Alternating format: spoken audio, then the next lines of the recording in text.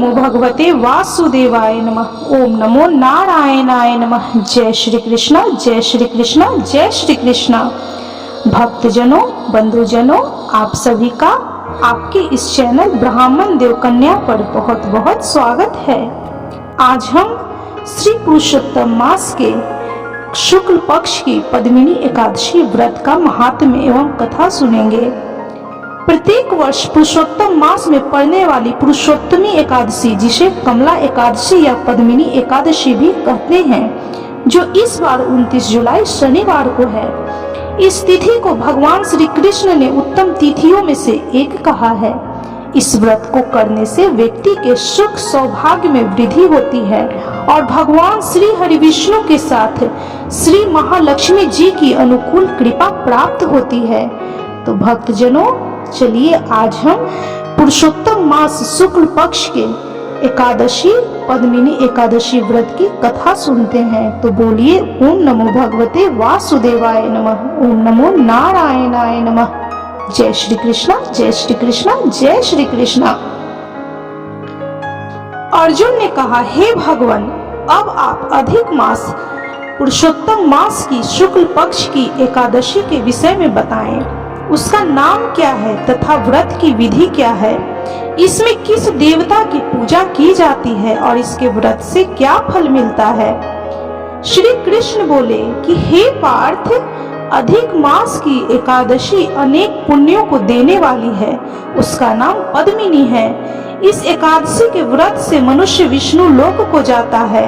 यह अनेक पापों को नष्ट करने वाली तथा मुक्ति और भक्ति प्रदान करने वाली है। इसके फल व गुणों को ध्यान पूर्वक सुनो।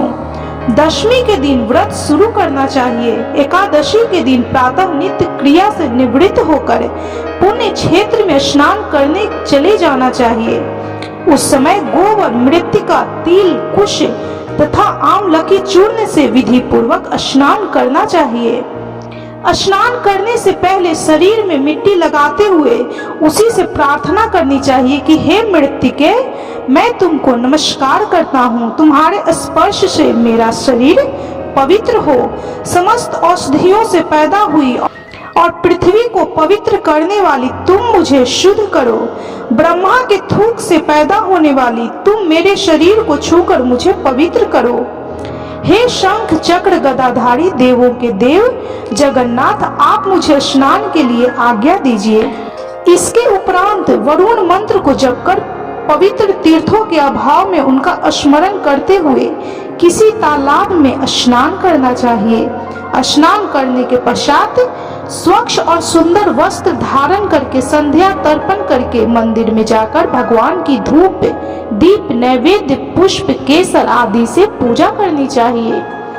उसके उपरांत भगवान के सम्मुख नृत्य गान आदि करें। भक्त जनों के साथ भगवान के सामने पुराण की व्रत कथा जरूर सुननी चाहिए। अधिक मास को शुक्ल पक्ष की पद्मिनी एकादशी का व्रत निर्जल करना चाहिए। यदि मनुष्य में निर्जल रहने की शक्ति न हो तो उसे जलपान या अल्पाहार से व्रत करना चाहिए। रात्रि में जागरण करके नाच और गान करके भगवान का स्मरण करते रहना चाहिए। प्रति पहर मनुष्य को भगवान या महादेव जी की पूजा करनी चाहिए। पहले पहर में भगवान को नारियल, दूसरे में बिल्व फल, तीसरे में सीताफल और चौथे में सुपारी, नारंगी अर्पण करनी चाहिए। इससे पहले पहर में अग्नि होम का, दूसरे में वाजपेय यज्ञ का फल मिलता है। इस व्रत से बढ़कर संसार में कोई यज्ञ, तप, दान या पुण्य नहीं है। एकादशी का व्रत करने वाले मनुष्य को समस्त तीर्थों और यज्ञों का फल मिल जाता है। इस तरह से सूर्योदय तक जागरण करना चाहिए और स्नान करके ब्राह्मणों को भोजन कराना चाहिए। इस प्रकार जो मनुष्य विधि पूर्वक भगवान की पूजा तथा व्रत करते हैं, उनका जन्म सफल होता है और वे इस लोक में अनेक सुखों को भोग कर अंत में भगवान श्री हरि विष्णु के परम धाम को जाते हैं। हे पार्थ, मैंने तुम्हें एकादशी के व्रत का पूरा विधान बता दिया। अब जो पद्मिनी एकादशी का भक्ति पूर्वक व्रत कर चुके हैं, उनकी कथा कहता हूँ, ध्यान पूर्वक सुनो। यह सुंदर कथा पुलस्त्य जी ने नारद जी से कही थी। एक समय कार्तवीर्य ने रावण को अपने बंदी गृह में बंद कर लिया। उसे मुनि पुलस्त्य जी ने कार्तवीर्य से विनय करके छुड़वाया। इस घटना को सुनकर नारद जी ने पुलस्त्य जी से पूछा, हे महाराज, उस मायावी रावण को जिसने समस्त देवताओं सहित इंद्र को जीत लिया, कार्तवीर्य ने किस प्रकार जीता उसे, सो आप मुझे समझाइए। इस पर पुलस्त्य जी बोले कि हे नारद जी, पहले कृतवीर्य नामक एक राजा राज्य करता था। उस राजा की 100 स्त्रियां थीं। उसमें से किसी को भी राज्यभार संभालने वाला योग्य पुत्र नहीं था। तब राजा ने आदर पूर्वक पंडितों को बुलाया और पुत्र की प्राप्ति के लिए यज्ञ किए, परंतु सब असफल रहे। जिस प्रकार दुखी मनुष्य को भोग नीरस मालूम पड़ते हैं, उसी प्रकार उसको भी अपना राज्य पुत्र बिना दुख में प्रतीत होता था। अंत में वह तप के द्वारा ही सिद्धियों को प्राप्त जानकर तपस्या करने के लिए वन को चला गया। उसकी स्त्री भी हरिश्चंद्र की पुत्री प्रमदा वस्त्र अलंकारों को त्याग कर अपने पति के साथ गंधमादन पर्वत पर चली गई। उस स्थान पर इन लोगों ने 10,000 वर्ष तक तपस्या की, परंतु सिद्धि प्राप्त न हो सकी। राजा के शरीर में केवल हड्डियां रह गई।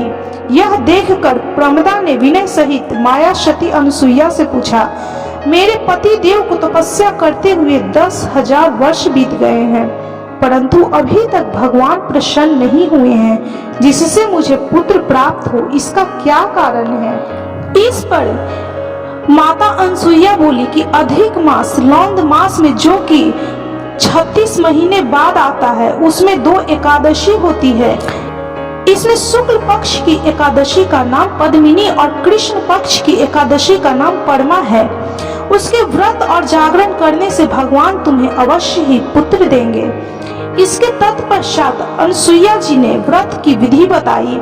रानी ने माता अनसुईया की बतलाई विधि के अनुसार एकादशी का व्रत और रात्रि में जागरण किया। इससे भगवान श्री हरि विष्णु उस पर बहुत प्रसन्न हुए और वरदान मांगने के लिए कहा। रानी ने कहा, आप यह वरदान मेरे पति को दीजिए।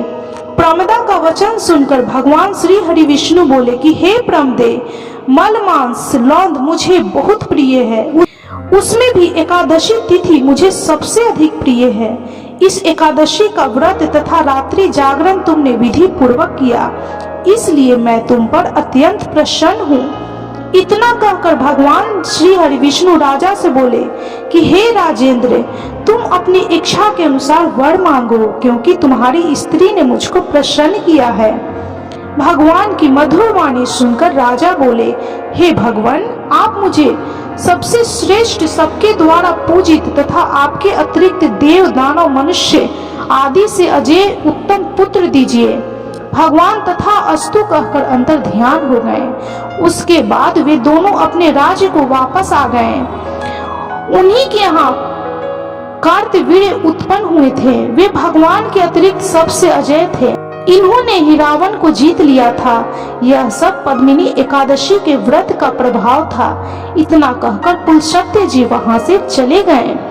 भगवान श्री कृष्ण ने कहा कि हे पांडुनंदन अर्जुन, हे पार्थ, यह मैंने अधिक मास पुरुषोत्तम मास के शुक्ल पक्ष की एकादशी का व्रत कथा तुमसे कहा है। जो मनुष्य इस व्रत को करता है, इस कथा को सुनता है, वह विष्णु लोक को जाता है।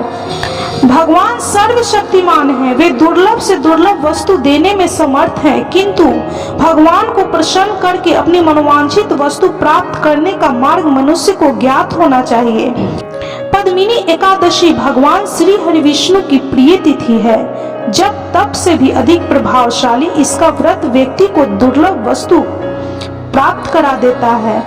तो भक्तजनों, आप भी अगर संभव हो तो इस पद्मिनी एकादशी व्रत अवश्य करें, और यदि नहीं कर सकते हैं तो इस व्रत की कथा अवश्य सुने। इस व्रत की कथा सुनने मात्र से आपके जीवन की हर रोग, दुख, व्याधि, पीड़ा नष्ट हो जाएगी और भगवान श्री हरि विष्णु माँ लक्ष्मी के साथ आपके घर में पधारेंगे और आपको आशीर्वाद देंगे। जितना हो सके इस व्रत कथा को शेयर कीजिए। यदि आपके द्वारा इस व्रत की कथा कोई और भी सुनेगा तो उसका पुण्य फल भी आपको जरूर प्राप्त होगा। इस तरह यह व्रत कथा संपन्न हुई। तो बोलिए ओम नमो भगवते वासुदेवाय नमः, ओम नमो नारायणाय नमः। जय श्री कृष्णा, जय श्री कृष्णा, जय श्री कृष्णा। बंधुजनों, भक्तजनों, यदि आपको यह वीडियो अच्छा लगा हो, यह कथा अच्छी लगी हो, तो कृपया वीडियो को लाइक, शेयर और सब्सक्राइब जरूर करें और कमेंट में ओम नमो भगवते वासुदेवाय नमः या जय श्री कृष्णा अवश्य लिखें।